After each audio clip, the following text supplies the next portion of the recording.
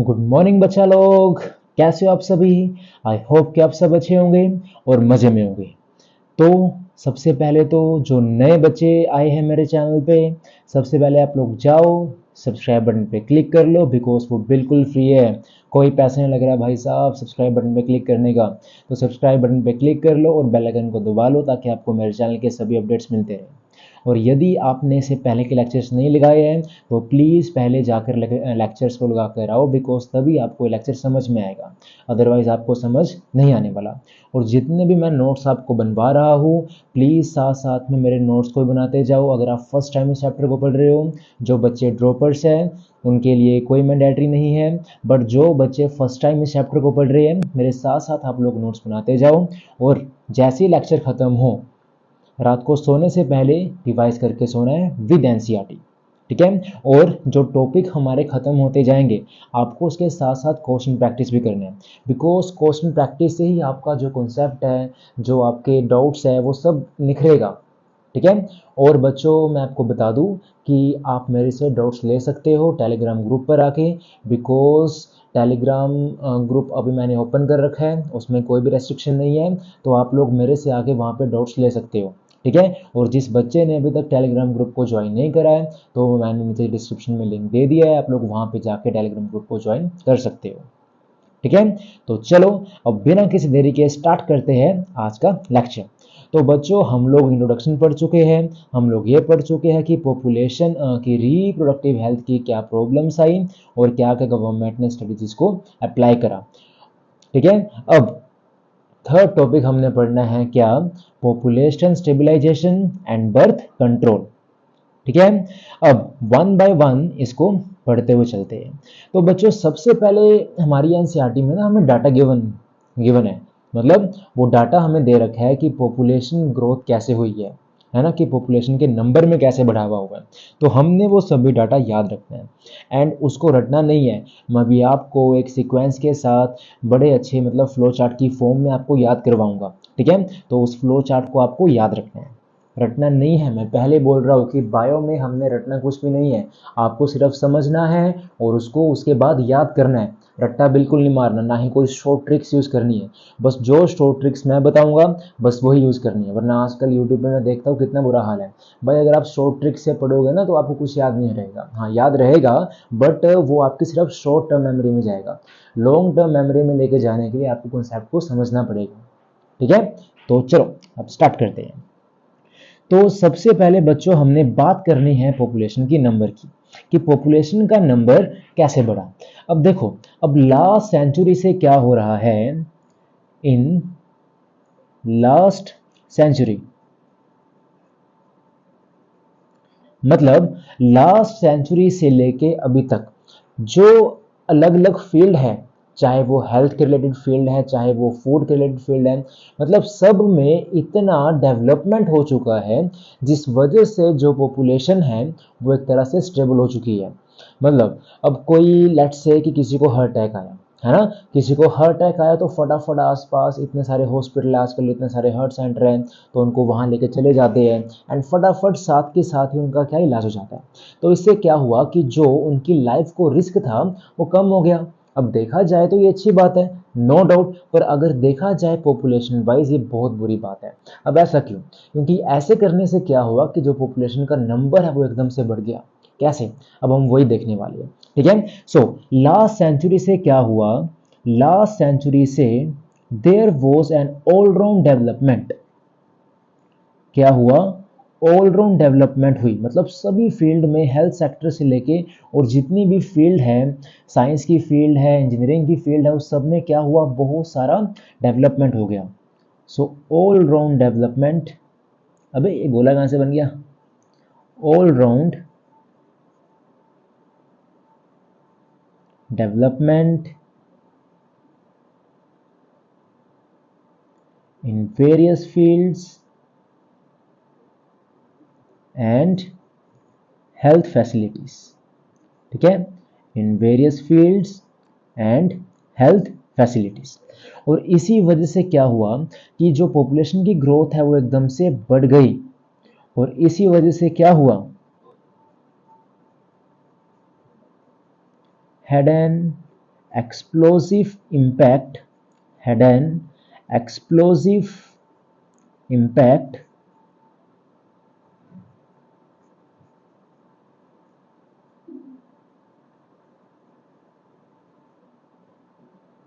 on the growth of population।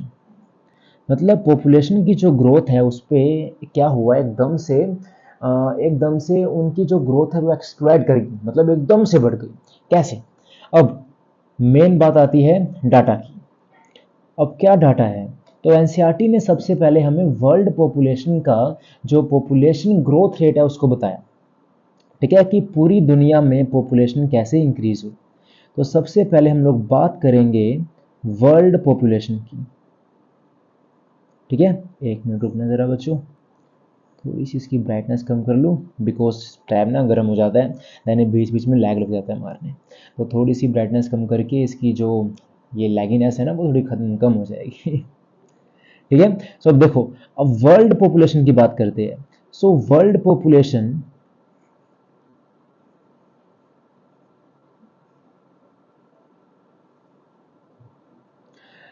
अगर हम बात करें बच्चों 1900 की, इन 1900 जो वर्ल्ड पॉपुलेशन है वो कितनी थी?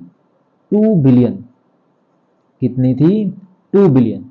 यानी कि एक बिलियन में होते हैं 1000 मिलियन। सो 2 बिलियन में कितने मिलियन हो गए? 2000 मिलियन। मतलब इतनी पॉपुलेशन थी 1900 में। और उसके बाद अगर हम बात करें इन 2000, मतलब आफ्टर 100 ईयर्स क्या हुआ कि जो पॉपुलेशन है वो 2 बिलियन से कितने बिलियन हो गई? 6 बिलियन हो गई।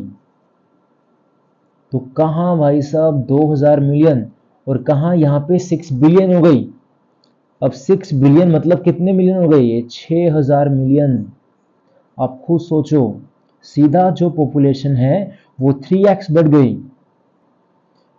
तो इतनी पॉपुलेशन लास्ट सेंचुरी में इंक्रीज हुई। तो जो ये ह्यूज एक्सप्लोजन है वो क्यों हुआ? वो इसी वजह से तो हुआ जो मैंने भी आपको बताया कि जो ओवरऑल डेवलपमेंट है, चाहे वो हेल्थ फैसिलिटीज़ को लेकर है या चाहे वो इंजीनियरिंग फील्ड में लेकर है, कि ऑल राउंड इतनी डेवलपमेंट हुई ना, बहुत ज़्यादा हद तक डेवलपमेंट हुई, जिससे क्या हुआ, जो पॉपुलेशन रेट है वो इतना बढ़ गया। अब देखा जाए तो है तो वो अच्छी बात, क्योंकि हम उससे क्या पेशेंट्स की लाइफ को बचा रहे हैं, पर उसी से क्या हमारी जो अर्थ है उस पर नुकसान भी हो रहा है। एक कहाँ एक नेचुरल डेथ हो गई पर्सन की, और हम क्या कर रहे हैं, उस नेचुरल डेथ को रोक के और 10-12 साल तक बढ़ा रहे हैं। तो इससे क्या होगा? सिंपल सी बात है कि जो अर्थ का बैलेंस है, जो उसका मतलब कि बैलेंस है वो बिगड़ेगा, ऑब्वियस सी बात है। तो इसलिए देखा जाए तो अकॉर्डिंग टू द इकोसिस्टम वो थोड़ी गंदी बात हो जाती है, बट अगर देखा जाए कि अकॉर्डिंग टू हमारे लिए वो क्या एक अच्छी बात है ना। अब अगर बात करें हम 2011 की, तो 2011 में जो पॉपुलेशन का नंबर है वो कितना था? वो था 7.2 बिलियन। अब देखो यहाँ पे जो इंक्रीज है ये 10 सालों में वो इतना नहीं आया, मतलब सिर्फ 1.2 बिलियन आया। पर अगर बात करें 1900 से लेके 2000 तक, अरे भाई साहब कितना बड़ा चेंज आया है ना, कितना ज़्यादा चेंज आया। 2000 से सीधा 6000। पता नहीं क्या खुशी होगी लोगों को जो इतना पॉपुलेशन का नंबर बढ़ा दिया, है ना। अब यही सेम ट्रेंड बच्चों कहाँ फॉलो हुआ? यही सेम ट्रेंड हमारी कंट्री में भी फॉलो हुआ। कैसे? अब उसकी बात करते हैं। तो सबसे पहले एनसीईआरटी ने हमें वर्ल्ड पॉपुलेशन के बारे में बताया, एंड देन उसके बाद एनसीईआरटी हमें बताती है इंडिया के बारे में, बिकॉज हमें हमारी कंट्री के बारे में पता होना चाहिए। तो अगर हम बच्चों बात करें इंडिया की, तो इंडिया में भी क्या हमें ये सेम ट्रेंड देखने को मिला, ठीक है। So similar trend was observed. तो इंडिया में भी क्या हमें सिमिलर ट्रेंड ऑब्जर्व करने को मिला। मतलब कैसे? अब इसकी बात करते हैं वन बाय वन। तो सबसे पहली चीज बच्चों, अब जब इंडिपेंडेंस का टाइम था, मतलब at the time of our independence जो इंडिया की पॉपुलेशन है वो अप्रोक्स 350 मिलियन थी। ठीक है, मतलब जब हमारा देश आज़ाद हुआ एट द टाइम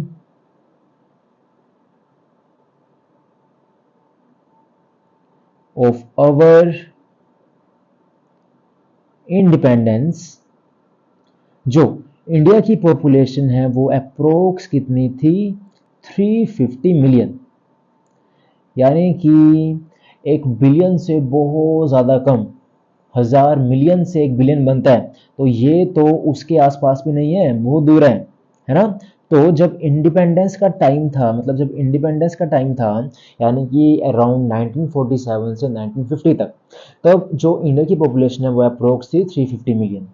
पर जैसे जैसे हमारा देश बढ़ता गया आगे, यानी कि अप टू 2000 जो इंडिया का पॉपुलेशन रेट है वो बिलियन के आसपास पहुंच गया, वो बिलियन के आसपास पहुंच गया।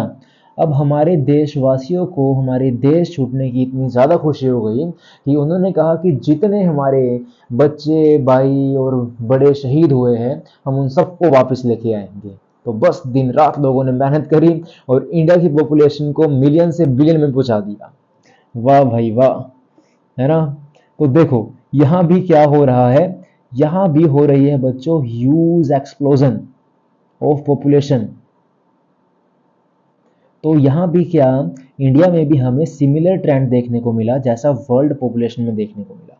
ठीक है, अब उसके बाद अगर हम बात करें इनमें 2011, अब जो 2011 की सेंसस रिपोर्ट आई पॉपुलेशन की, उसमें क्या आया कि जो इंडिया की पॉपुलेशन है वो 1.2 बिलियन क्रॉस कर चुकी है। हम क्यों भाई पीछे रहे किसी और से, तो इंडिया वालों ने क्या करा, जो पॉपुलेशन है उसको 1.2 बिलियन तक पहुंचा दिया। अब जहां आगे बढ़ना चाहिए, यानी कि मेडिकल फील्ड में बढ़ना चाहिए, इंजीनियरिंग फील्ड में बढ़ना चाहिए, और जो भी आपका सपना है, जो भी आपका ड्रीम है, ये शादी और ये बंदियों को छोड़ के उसकी तरफ बढ़ना चाहिए, वो उसकी तरफ नहीं बढ़े। बढ़े भी कहाँ कि हमें अपना देश आगे बढ़ाना है in the sense of population. तो दिन रात एक करो, बढ़ाओ अपनी फैमिली, बढ़ाओ अपना नंबर, बढ़ाओ पॉपुलेशन, है ना। भाई देश का विकास ऐसे नहीं होता, देश का विकास होता है अच्छे काम करके सोसाइटी के लिए। अब देखो कल को आप डॉक्टर बनोगे तो डॉक्टर आपको ऐसा बनना है कि आपकी फील्ड में कोई टक्कर का डॉक्टर ही ना हो, आप जहां भी काम करो बस आपकी वाह वाह। ठीक है, काम ऐसा करो जुनून के साथ कि कोई आपके साथ खड़ी ना पाए, मैं तो ये बोलता हूँ हर एक को। ठीक है, तो आपको भी बच्चों देश की सेवा करनी है, अच्छा डॉक्टर बनना है। So you have to prepare yourself for all the things which will come in your life. ठीक है, चलो आगे। अब थोड़ा सा चलते हैं आगे, जरा 1 मिनट रुको, इसका भी कोई काम नहीं है, सो इसको भेजते हैं नीचे। अब बच्चों हमने बात करनी है कि जो इतना ह्यूज एक्सप्लोजन है इसके होने का रीज़न क्या था, क्योंकि जब तक हमें रीज़न नहीं पता होगा हम ऐसे नहीं बता सकते। तो एनसीईआरटी हमें क्या बोलती है अब कि रीज़न, कि इतनी पॉपुलेशन की बढ़ने का रीज़न क्या था। सो अब हम लोग बात करेंगे कि reason for such huge explosion are. तो वन बाय वन अब हम लोग रीजन की बात करेंगे। ठीक है, सो बच्चा लोग, अब सबसे पहला रीजन अभी मैंने बताया, जो हम लोग ऊपर पढ़ के आए हैं कि जो हेल्थ फैसिलिटीज़ है उसकी जो डेवलपमेंट है वो बहुत तेज़ी से हुई और बहुत अच्छे से हुई। सो पहला रीज़न क्या आ गया, due to good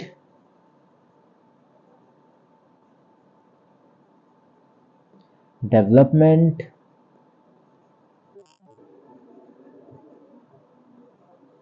due to good development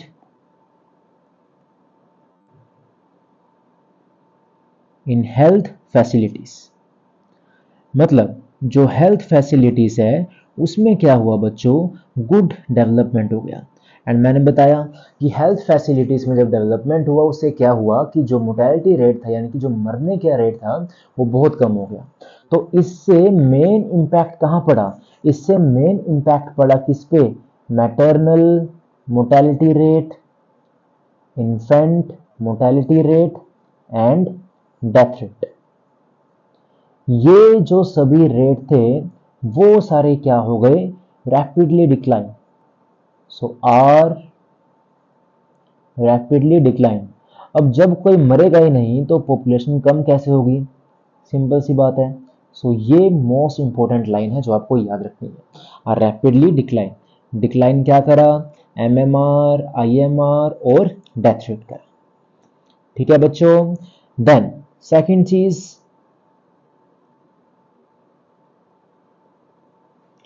कि जो रिप्रोड्यूसिबल एज में पर्सन थे उनका जो नंबर है वो बढ़ गया। अब भाई सिंपल सी बात है, अब जो पर्सन, जो पीपल रिप्रोड्यूसिबल एज में होंगे उनका मतलब जो अंदर से सेक्सुअल डिज़ायर है, अब सिंपल सी बात है, अब अगर आपकी इस एज में शादी कर दी जाए, जिस एज में आप अभी हो, यानी कि 18 टू 20 के बीच में अगर शादी कर दी जाए तो उस एज में क्या होता है कि जो सेक्सुअल फीलिंग है, जो सेक्सुअल डिज़ायर वो ज़्यादा ही आते हैं। तो सिंपल सी बात है, अब जो उस एज में होगा एंड उस एज में उसकी शादी हो गई तो क्या होगा, पॉपुलेशन का नंबर तो भाई अपने आप बढ़ेगा क्योंकि वो अपने ऊपर कंट्रोल कर नहीं पाएंगे एंड फिर क्या, जय गोलू मोलू होते जाएंगे, है ना। सो सेकंड क्या आया कि जो रिप्रोड्यूसिबल एज ग्रुप का नंबर था वो बड़ा हुआ था उस टाइम में। सो इंक्रीज, आजकल तो क्या होता है कि आजकल ये मेंटालिटी चली हुई है कि सबसे पहले हम लोग सेटल होंगे, है ना। तो सेटल होने में ही 24-25 साल तक का बंदा हो जाता है एंड उस टाइम तक क्या मैच्योरिटी आ जाती है एंड उस टाइम तक क्या कि कई मतलब जो 40 to 30% लोग हैं वो अपने जो डिज़ायर्स है उसको कंट्रोल कर लेते हैं, है ना। सो मेंटालिटी बदल जाती है उस एज में आके। तो इसीलिए क्या कि जो पॉपुलेशन है वो थोड़ी कम हो जाती है, ठीक है। तो ऐसा, तो increase in number of people in reproducible age, in reproducible age. And simple सी बात है, जिस पॉपुलेशन में रिप्रोड्यूसिबल एज के पर्सन ज़्यादा होंगे तो उसमें पॉपुलेशन एक्सप्लोजन तो होगा ही, ठीक है। देन उसके बाद तीसरा पॉइंट क्या, अब देखो गवर्नमेंट ने प्रोग्राम्स तो स्टार्ट करे, है ना। अब पहले क्या था, फैमिली प्लानिंग, फिर फैमिली प्लानिंग बाद में चेंज हो गया इनटू दी आरसीएच। पर आरसीएच भी क्या कि जो ये पॉपुलेशन का ग्रोथ रेट है ना उसको कंट्रोल तो कर पाया बट कुछ हद तक कर पाया। ऐसा नहीं कि उसने सभी के सभी पॉपुलेशन ग्रोथ रेट को कंट्रोल कर लिया, उसने क्या कि सिर्फ कुछ मार्जिनल की कुछ सिर्फ 10% तक को ही कंट्रोल कर पाया, ठीक है। सो थर्ड पॉइंट क्या कि आरसीएच प्रोग्राम्स भी, जो आरसीएच प्रोग्राम्स है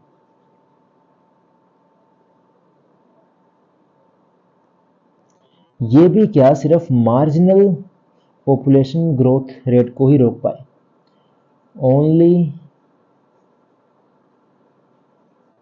marginal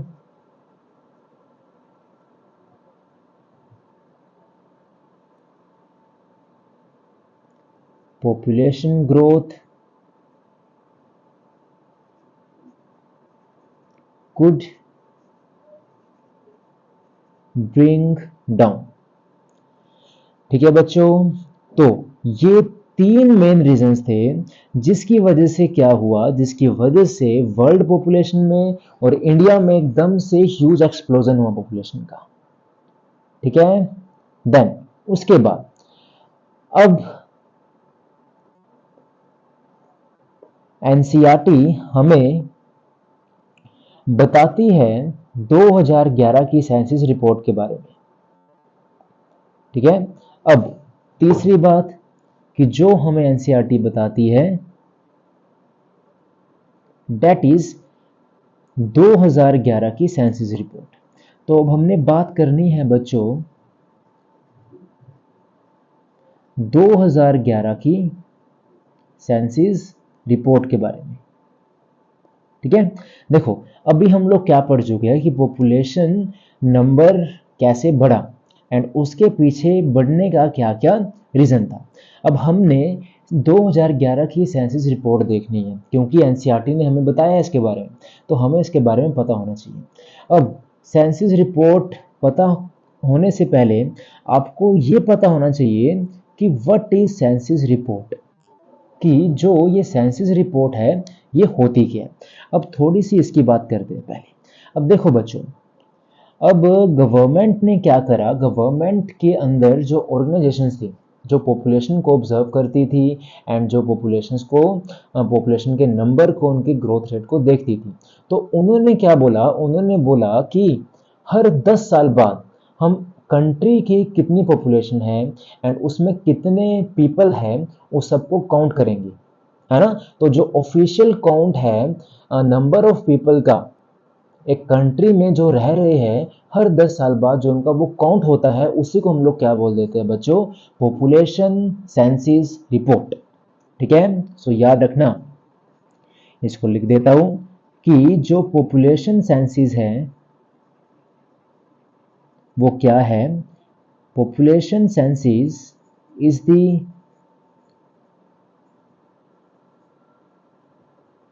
official count is the official count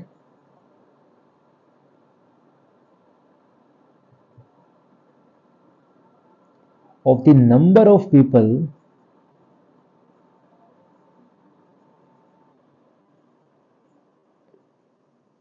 living in a country।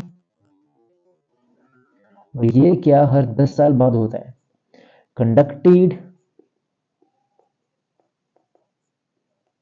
conducted at regular intervals, मतलब usually after every 10 years। ठीक है, जो हर 10 साल बाद होता है। सो याद रखना, यही हमारे पास क्या होती है बच्चों, सेंसस रिपोर्ट होती है। अब जो देखो, अभी लास्ट सेंसस रिपोर्ट क्या 2011 में हुई, अब उसने हमें क्या बताया, अब जो 2011 की सेंसस रिपोर्ट है इसके हिसाब से जो ग्रोथ रेट है वो लेस देन 2% है, मतलब दी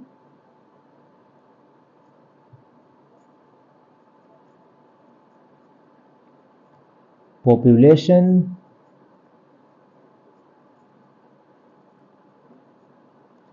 ग्रोथ रेट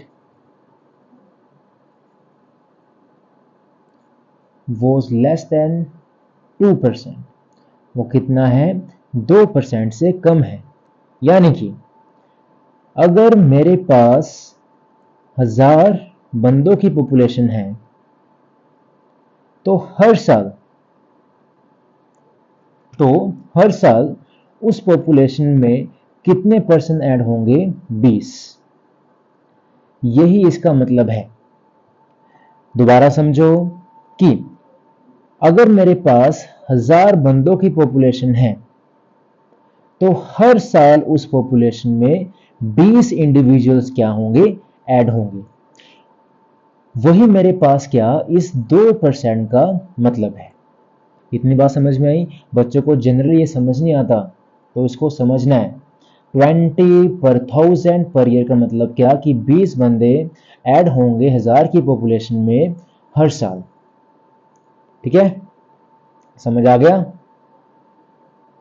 अब यही एनसीईआरटी ने बोला और उसके बाद एनसीईआरटी ने क्या बोला, तो ये जो हमारे पास रेट है, ये रेट आपको लग रहा है देखने में कि छोटा सा रेट है ना, कि लेस देन 2%। अब बच्चे इस लाइन में बहुत कंफ्यूज होते हैं कि एनसीईआरटी ने एक तरफ बोला कि जो पॉपुलेशन ग्रोथ रेट है वो कितना 2% से कम है। अब यहाँ पे बात किसी सिटी की नहीं हो रही, यहाँ पे बात किसी एरिया की नहीं हो रही, यहाँ पे बात हो रही है किसकी, कंट्री की। तो एक कंट्री के हिसाब से जो ये 2% का भी इंक्रीज है वो बहुत ज़्यादा है। बेशक हमारी कंट्री फूड एरिया में हो गया, हेल्थ एरिया में हो गया, एग्रीकल्चर एरिया में हो गया, बहुत आगे पहुंच चुकी है। बट उसके बावजूद भी जो ये परसेंटेज नंबर है ये बहुत ज़्यादा है, ठीक है। और अगर ये रेट ऐसे बढ़ा, अगर ये परसेंटेज ऐसे बढ़ती रही तो उससे क्या होगा, उससे स्कार्सिटी आ जाएगी, मतलब खाने के भी लाले पड़ जाएंगे। और आने वाले टाइम में यही होगा। अभी जो हमारा टाइम है वो बहुत अच्छा है, हम बहुत अच्छे टाइम में जी रहे हैं, हमें खाने को अच्छा अच्छा खाना मिल रहा है, हमें दूध मिल रहा है पीने को, है ना, हमें ऑर्गेनिक सब्जियां मिल रही है, बेशक टोटली नहीं मिल रही पर मिल रही है कुछ हद तक तो, है ना। पर आने वाले टाइम में जब तुम्हारे बच्चे होंगे, तुम्हारे बच्चों के बच्चे होंगे, तो उनका हाल देखना कितना बुरा होगा। तो हम अभी क्या सबसे बेस्ट टाइम में हैं, तो इस टाइम को बच्चों एंजॉय करो, ना कि स्ट्रेस्ड होकर या डिप्रेस्ड होकर ऐसे मर मर के निकाल दो। तो हर मोमेंट को एंजॉय करो भाई, ये टाइम मुड़ के वापस नहीं आएगा। टाइम इज वेरी इसेंशियल, ठीक है, सो याद रखना। सो इस रेट से क्या हो रहा है, जो पॉपुलेशन है वो बढ़ रही है। So rate at which rate at which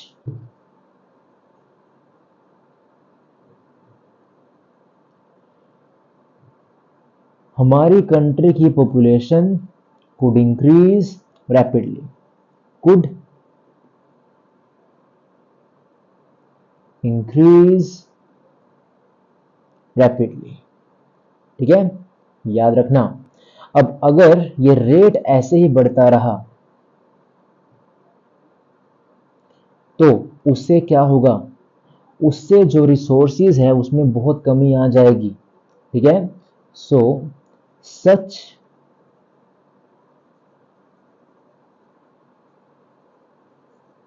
N alarming growth rate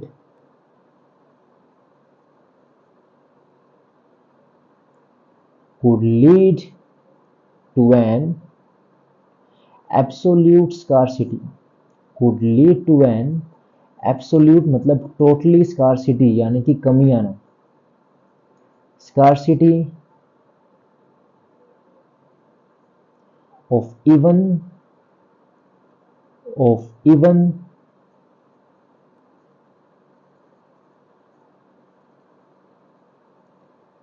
the basic requirement। जैसे कि अब बेसिक रिक्वायरमेंट क्या होते हैं एक पर्सन के लिए, खाना होती है, रहना होती है और कपड़े, है ना, फूड शेल्टर एंड क्लोथिंग। तो जो ये बेसिक रिक्वायरमेंट है उसमें भी क्या कमी आ जाएगी। और ऐसा मत समझना कि हमारी कंट्री इतनी वीक है, ऐसा कुछ नहीं है। हमारी कंट्री के पास अभी इतना रिसोर्स तो है कि अगर एकदम स्कार्सिटी भी आ गई तो उसके बावजूद भी हम 10 साल तक रह सकते हैं, है ना। पर यहाँ बात किसकी हो रही है, यहाँ बात हो रही है सर्वाइवल की। तो ज़्यादा लंबे समय तक भी हम सर्वाइव नहीं कर सकते, है ना। तो एनसीईआरटी ने साफ साफ मेंशन करा है कि हमारे इंडिया के पास बेशक गुड प्रोग्रेस है एरियाज में, जैसे फूड प्रोडक्शन हो गया, एग्रीकल्चर हो गया, बट उसके बावजूद भी क्या स्कार्सिटी आ सकती है अगर ये जो रेट है वो ऐसे बढ़ता रहा। तो इंडिया दो इंडिया हैज़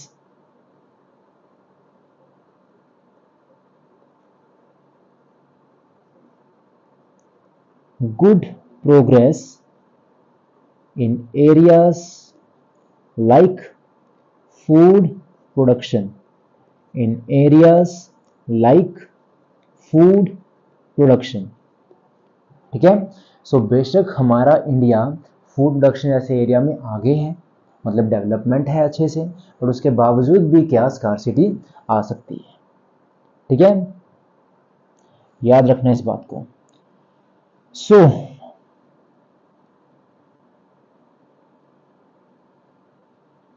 गवर्नमेंट ने इसके बाद क्या करा, गवर्नमेंट ने कुछ सीरियस मेजर्स लिए पॉपुलेशन के ग्रोथ रेट को चेक करने का।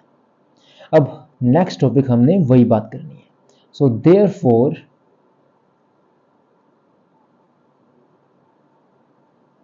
The government was forced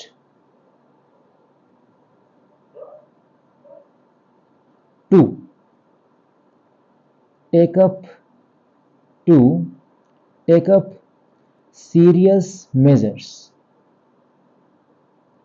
to check this population growth rate, to check this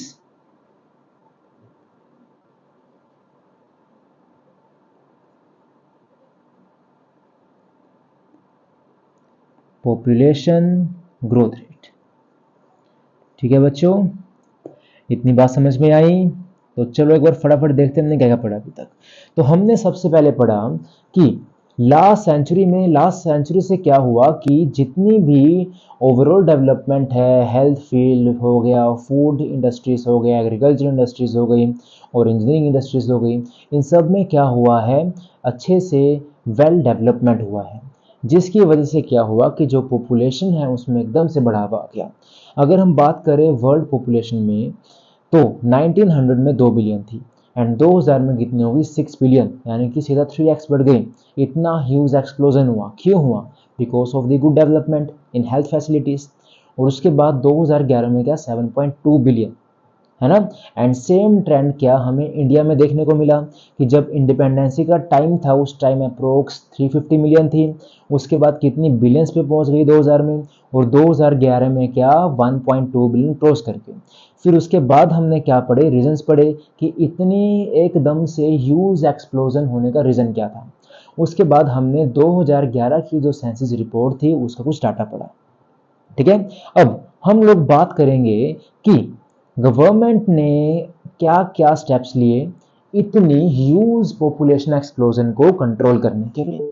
तो सबसे पहला जो स्टेप गवर्नमेंट ने लिया वो क्या लिया, उन्होंने देखा कि जो स्मॉलर फैमिलीज है सबसे पहले उनको टारगेट करा जाए कि वो अपनी फैमिलीज के जो अपनी फैमिली का नंबर है, यानी कि जो उनके बच्चों का नंबर है उसको ना बढ़ाए। ठीक है, तो उन्होंने क्या करा, जो स्मॉलर फैमिलीज थी उनको बताया, उनको एनकरेज करा। एनकरेज किस लिए करा, to use the various contraceptive methods. ठीक है, तो गवर्नमेंट ने क्या करा, they encouraged smaller families to use of various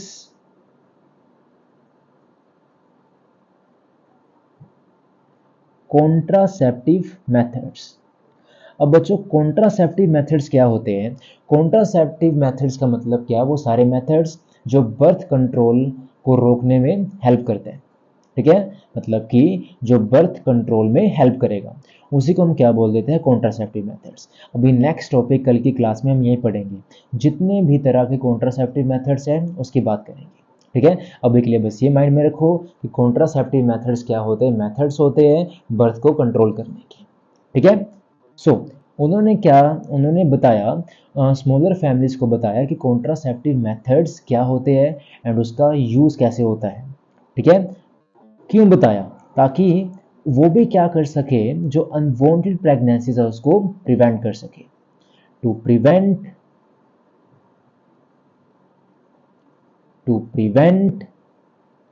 unwanted pregnancies. ठीक है, टू प्रिवेंट अनवांटेड प्रेगनेंसीज। उसके बाद गवर्नमेंट ने स्मॉलर फैमिलीज को एनकरेज करा, कैसे? उन्होंने एडवर्टाइजमेंट का यूज करा, मीडिया में, मतलब मीडिया के थ्रू उन्होंने क्या करा, मीडिया के थ्रू उन्होंने मूवीज में सीन्स को दिखाना स्टार्ट करा, रेडियो में उन्होंने स्लोगन्स को बोलना स्टार्ट करा एंड ऐसे ही बड़े बड़े पोस्टर्स को लगाना स्टार्ट कर दिया पब्लिक प्लेसेस में। जैसे आप लोग यहाँ पे देख सकते हो, ये हमारे पास 1960 की कुछ स्टैम्प्स हैं। ठीक है, तो पहले की जो स्टैम्प है वो कुछ ऐसी आती थी, उस पर क्या लिखा होता था, a small family is happy family. क्योंकि पहले के टाइम पे भाई मोबाइल फ़ोन तो होते नहीं थे, पहले के टाइम पे क्या होता था, पहले के टाइम पे लेटर्स होती थी, है ना, मतलब कि जो एक फैमिली मेंबर है वो दूसरे फैमिली मेंबर को लेटर्स के थ्रू अपनी बातें बताता था, और वही टाइम सबसे बेस्ट था। आजकल तो फ़ोन है, फ़ोन ने बच्चों का दिमाग ख़राब कर दिया, ना अपने दोस्तों से मिलने जाते हैं और ना ही उनके साथ टाइम स्पेंड करते हैं, बस जब देखो फ़ोन पे लगे रहेंगे। तो भाई फ़ोन से बाहर निकलो, मेरी आपसे रिक्वेस्ट है, फ़ोन के चक्कर में अपनी लाइफ को बर्बाद मत करो, अपने जो अच्छी अच्छी मेमोरीज है उसको स्पॉइल मत करो, बाहर जाया करो, दोस्त से फ़ोन पे तो बात करनी ही नहीं है, जाके मिलो उससे, सीधा मिलो यार, जाके आपस में टाइम स्पेंड करो, खेलो कूदो मस्ती करो, ठीक है, पर फ़ोन से बचो जितना हो सके। तो ऐसे ही हमारे पास क्या ये स्टैम्प है, आप लोग देख सकते हो। इस पे भी क्या स्लोगन लिखा हुआ है कि a small family is a happy family. ऐसे ही उस टाइम क्या एक बहुत ही फेमस स्लोगन चला था, जो स्लोगन क्या था, हम दो हमारे दो। तो ये बहुत फेमस स्लोगन चला था।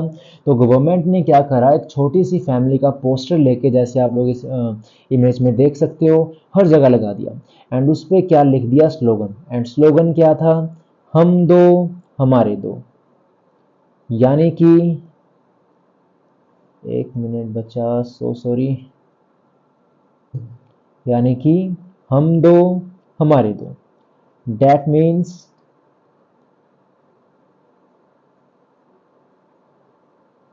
वी टू अवर टू, मतलब हम दो हमारे दो, ठीक है।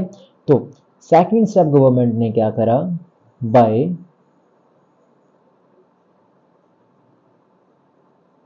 Advertisement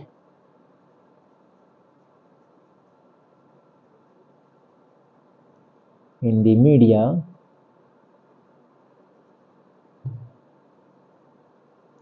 as well as posters, bills and slogans का यूज करा, ठीक है। Like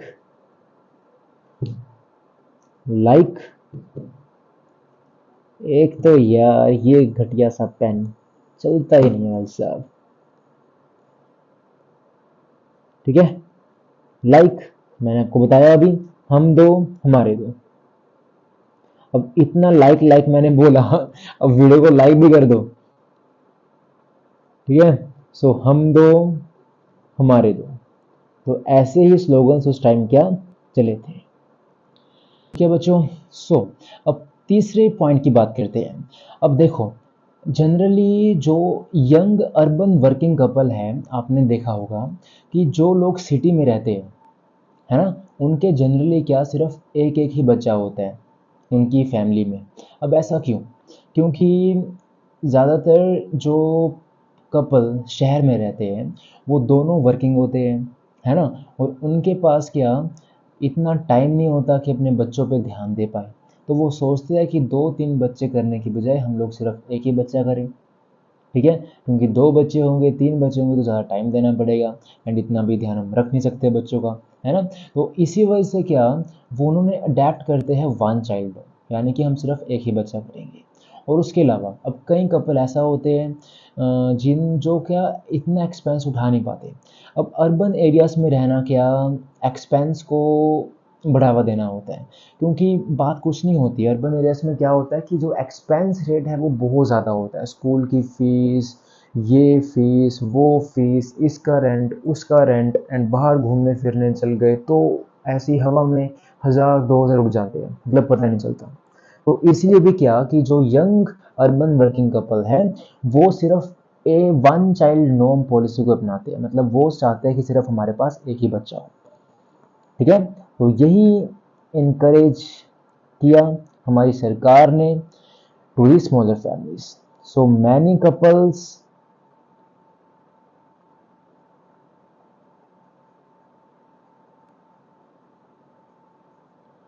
particularly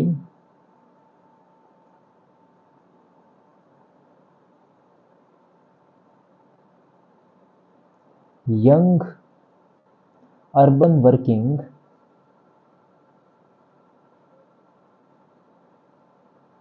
have been have been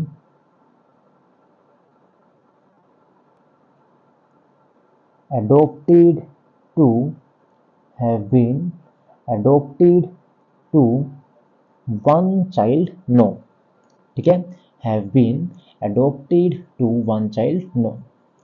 अब उसके बाद सेकंड चीज़, हमने भी बात करी फर्स्ट, एंड अब बात करेंगे बच्चों सेकंड चीज़ कि गवर्नमेंट ने क्या कुछ लीगल एक्शंस लिए एंड कुछ पॉलिसीज़ को बनाया।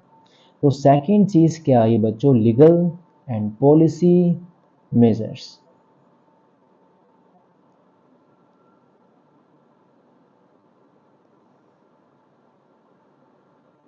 अब इसकी बात करते हैं।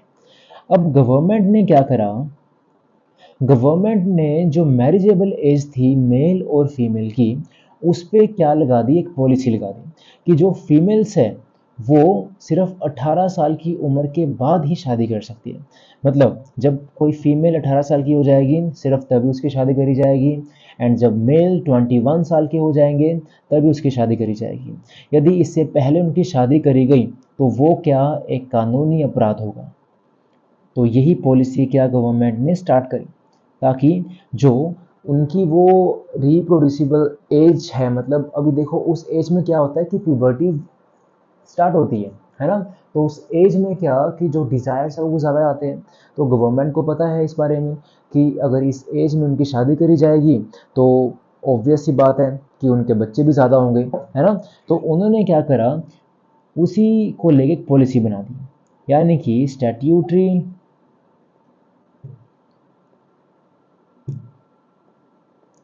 इस पेन को फिर दोहरा पड़ गया, मतलब बस इसको कोसने की ज़रूरत होती है जब भी चल पड़ता है ये। So statutory raising of marriageable of marriageable age, किसकी, ऑफ